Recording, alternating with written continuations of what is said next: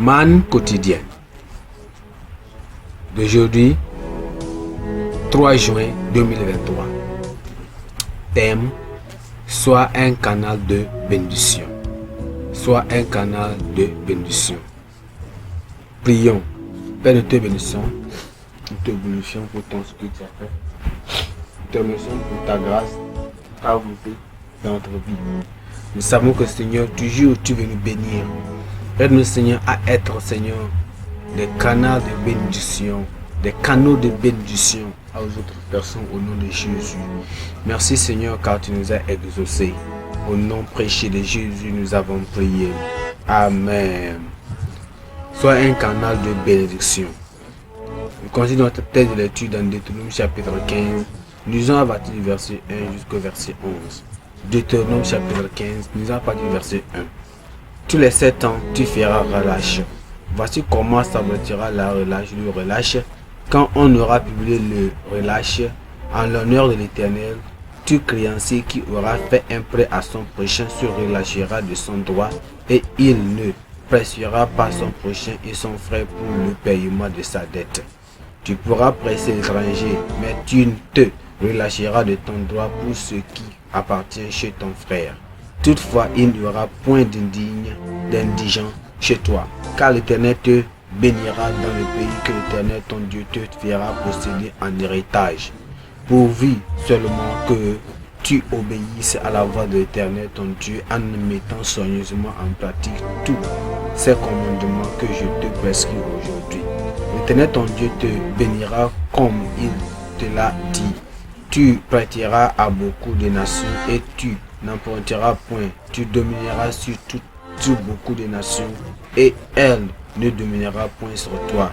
S'il y a chez toi quelque indigent d'entre tes frères dans l'une de tes portes au pays que l'Éternel ton Dieu te donne, tu n'endurciras point ton cœur et tu ne fermeras point ta main devant ton frère indigent, mais tu lui ouvriras ta main et tu lui prêteras de quoi pouvoir à ses besoins. Garde-toi d'être assez méchant pour dire en ton cœur: le 7e année, l'année du relâche approche. Garde-toi d'avoir un œil sans pitié pour ton frère indigent et de lui faire un refus. Il criera à l'Éternel contre toi et tu te chargeras d'un péché dont lui et que ton cœur ne lui donne point à l'égret, car à cause de cela, l'Éternel ton Dieu te bénira dans tous tes travaux et dans toutes tes entreprises. Il y aura toujours des indigents dans le pays. C'est pourquoi je te donne ce commandement. Tu ouvriras ta main à ton frère, au pauvre et à l'indigent dans ton pays. Amen. Le verset clé, c'est le verset 11 qui dit: il y aura toujours des indigents dans le pays. C'est pourquoi je te donne ce commandement. Tu ouvriras ta main à ton frère, au pauvre et à l'indigent dans ton pays. Sois un canal de bénédiction pour les autres personnes. Un jeune homme pauvre avait perdu son téléphone et n'avait pas pu joindre son ancien patron pendant longtemps. Il ne pouvait pas acheter un autre téléphone pour le joindre car il était trop pauvre. Un jour, il a discuté de son problème avec quelqu'un qui eut pitié de lui et lui donna son vieux téléphone. Dès qu'il eut inséré sa carte SIM dans le téléphone, son patron l'appela.